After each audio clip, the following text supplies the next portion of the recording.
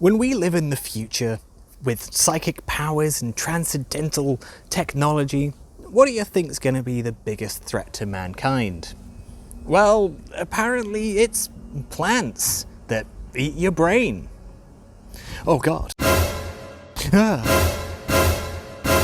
My god, they're everywhere. I think I got away from them. Yeah. Scarlet Nexus is the latest in anime action RPG for you to get your hooks into. It's set in the distant but not too distant future where everyone has psychic abilities and all tapped into this big psychic network, which, you know, people use their psychic powers to fight others. Not other people in some sort of fun street brawl, no. Others are these weird, horrible creatures that want to eat your brains. I think they're plant-based.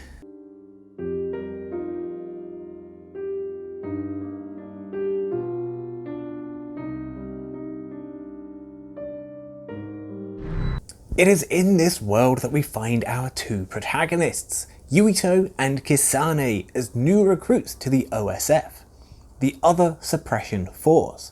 However, never the twain shall meet, for Scarlet Nexus has a story split in two, each following one of these two plucky young anime characters. Yuito is your general happy-go-lucky hero character,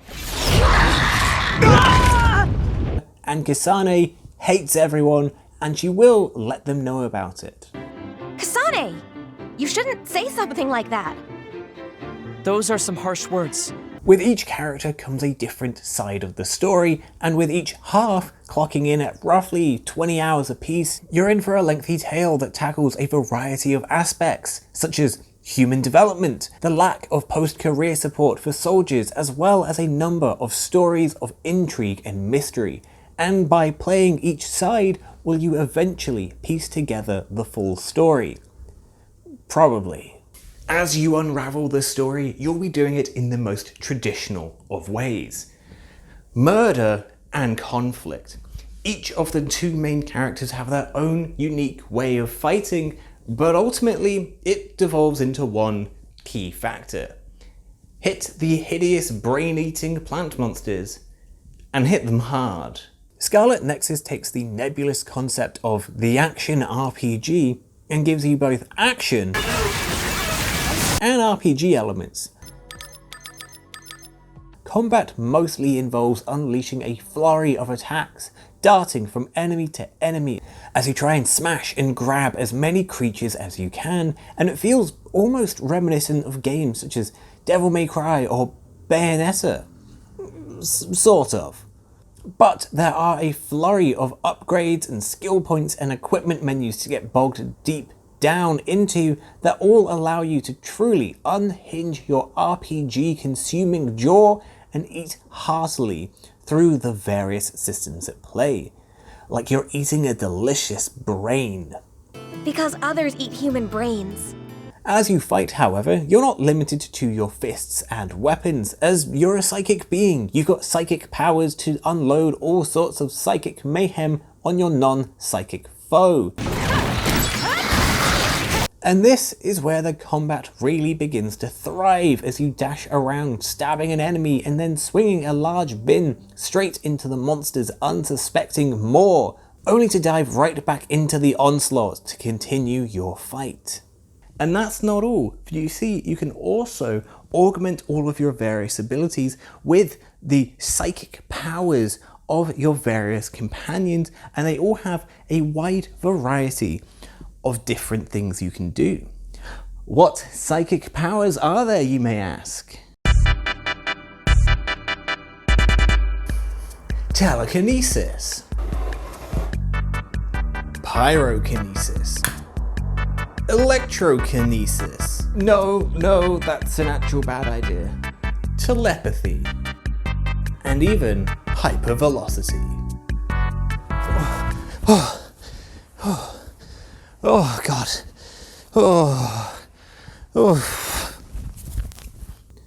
By using all of the various abilities, you can flow from one enemy to another in a flurry of attacks and abilities, and as you unlock more and more of the systems at play, as well as more moves, the combat turns into a veritable onslaught of combos and flying objects.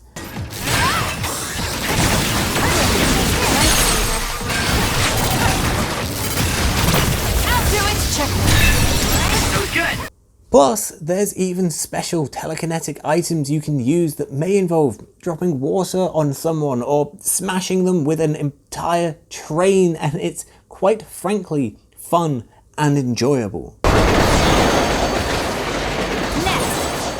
Mostly.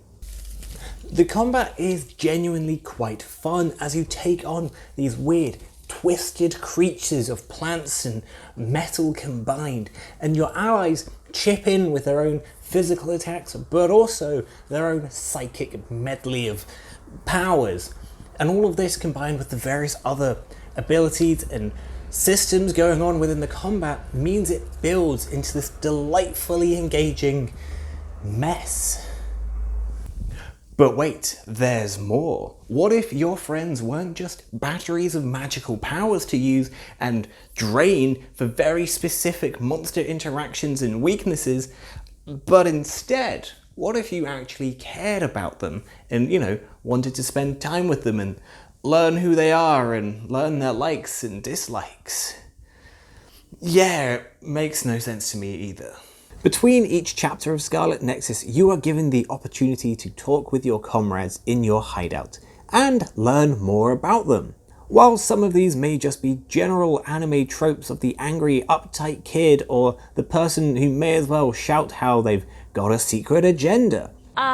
Doing housework feels so good. Oh, Kasane! Do you even recognize the room anymore? I've also made cookies. Feel free to have some.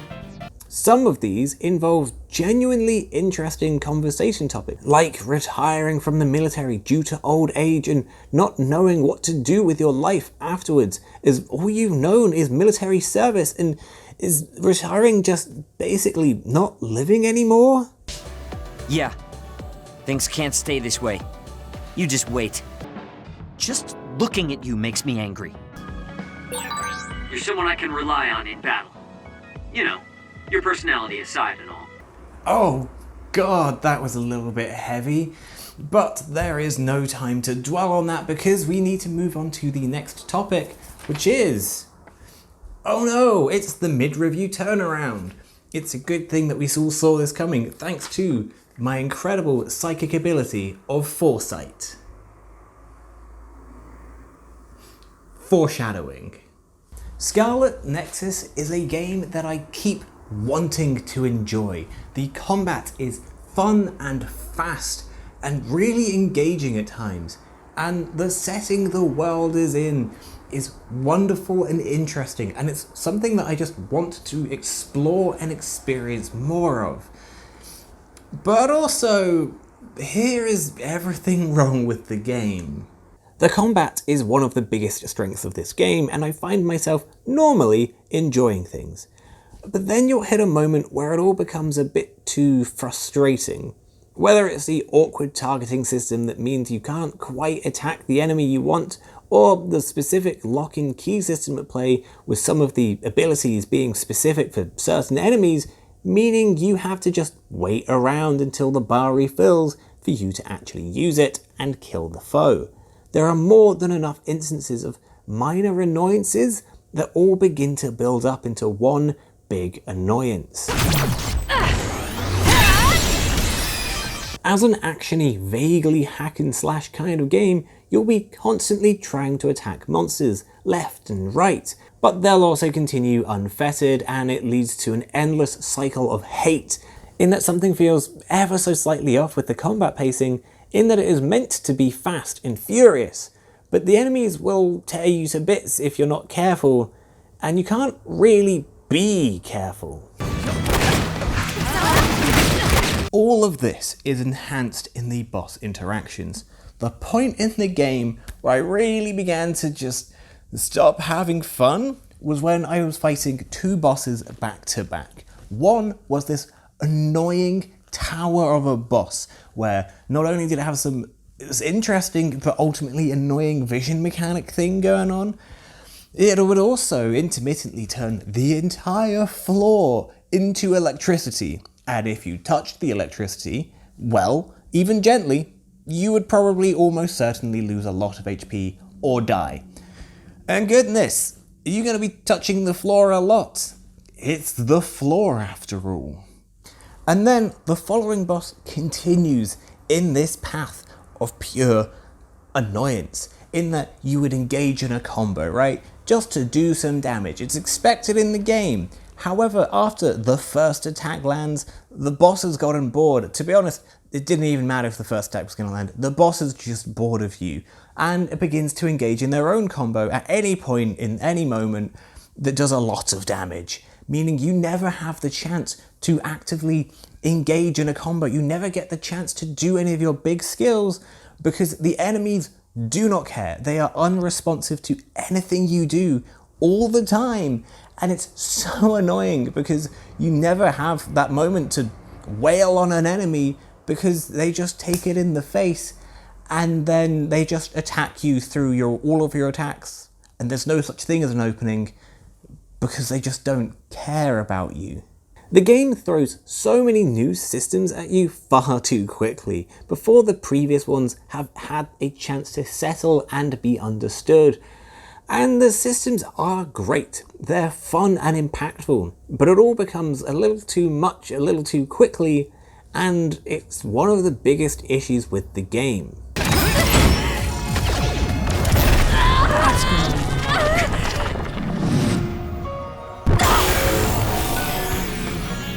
can't waste time. The story of Scarlet Nexus is, to put it politely, an absolute mess. Oh goodness, it introduces so many concepts and different ideas that are actually kind of interesting, could be wonderful and a great drive for the story, but the game never gives it any of those ideas a moment to breathe or develop before moving on to the next plot point and the next idea, which is equally as unexplained. The entire premise of one of the characters' stories is basically the idea that, well, maybe this one guy that is like your leader, what if he's evil? We can't trust him. And then you go to him and you're like, oh, actually, maybe we can trust him, so let's follow his orders. Oh, but wait, what if he's evil? We can't trust him, so let's go and confront. Oh, no, we're gonna follow his orders again, which means we should go and kill another character. Oh, just kidding. We don't actually want to kill that one character, so let's go back and fight the original guy who we think is evil. Oh, actually, no, suddenly he's mentioned something. Maybe he's not evil. Maybe we should trust him. Which means going back to kill this character that we don't want to kill. So, oh goodness, what do? We guess we go and fight this character because he's evil, but no, he isn't evil. What if we can trust him? But also, what if he's evil and we can't trust him? And oh my goodness, if that seemed confusing, convoluted, and difficult to understand, don't worry, because that's actually basically the level of conversation that happens between characters, that, like, in the scenes that dictate the actions that the characters then go on to do. So little is ever explained by, like, why the characters do anything, what drives and motivates anyone to do anything in these stories, that, well, rapidly I just sat there confused as to what I was doing, why I was doing it, and really what was actually happening. Those are some harsh words. And, well, maybe, it might be explained in the other half of the story, which will tie up all the loose ends of the entire game. I didn't actually finish Scarlet Nexus. Not only did I not play the game a second time to see if the other half of the story makes the first half make any sense, I didn't actually finish the first half. The build-up of a story that spirals down too many avenues without even having a moment to think begins to chip away at your enjoyment of the game, and then slowly but surely, every small annoyance breaks it further and further away. The game is incredibly beautiful with this weird neo-sci-fi city that seems interesting and the colours and everything are great. But then so many of the very linear dungeons are quarries, construction sites or underground rail systems, and you'll visit these a lot and they're kind of boring. The monsters are hideous and weird creatures with wonderful designs. However, you will see all of the designs the game has to offer in moments. And well, the game does continue for quite some time, and it's just the exact same enemies forever. I realise I've not actually said anything funny or like an actual joke in quite a while now. And if that's not just the perfect summation of Scarlet Nexus, I don't know what is. It starts out quite fun, quite engaging, shows a lot of promise of being interesting and wonderful, and then rapidly just devolves into the ramblings of a mad, angry man. And I don't even have psychic powers, at least as far as I'm aware. Scarlet Nexus is a game that I kept on having to try and have fun with. I wanted to have fun with it. I wanted to enjoy this game.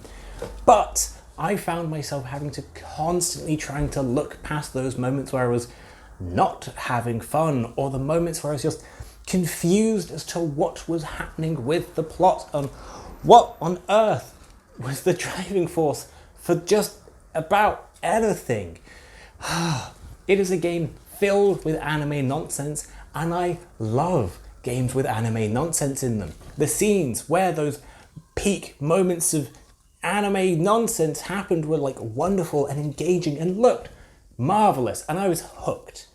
The issue being is that those then just got pushed to one side immediately for some other plot line that was happening and some other thing that just kept on happening over and over again. Just, you know, here's an interesting plot point. You like it? Too bad it's gone now. Here's this new plot point. And what all this means is that Scarlet Nexus is ultimately less than the sum of its own parts. It has so many interesting concepts and gameplay elements and combat systems that, well, they just don't add up together. And that's not because they will just inherently never work. It's just that the execution is, well, inherently shaky and not well developed. And it's a shame because like there's so much that you can see just out of reach as like this could be good, and instead you're just confused. Even the plant monsters, which are the main enemy you fight throughout the game, well, they rapidly kind of no longer become any sense of the main focus, and they're just sort of not eating brains anymore, and they're not that horrifying, and they're just background decoration and an excuse to fight. And then, you know, because the game has moved on to a new thing, and then it's going to rapidly move on to a new thing before you can even comprehend this new thing. Maybe next time it'll be fine. Hello, and thank you for watching my video. Oh god, I don't know why I've decided to do this directly into the sun, but I'll stick with it. Scarlet Nexus turned out to not be very good. I was hoping for something a bit more like Code Vein, where it's, you know, kind of alright, perfectly fine. Instead, it wasn't. Anyway, if you have your own thoughts about Scarlet Nexus, probably about how I'm wrong, let me know down below. Or if you liked the video, also let me know by, I don't know, like liking the video or something. I also have some other videos, one that's here, which is about a board game, which was about a board game, and then one down here, which was also recent, which, let's be honest, was about a video game that I honestly don't remember. Otherwise, you can click on my face orb to subscribe by clicking on my face. Thank you, and goodbye. It's too hot.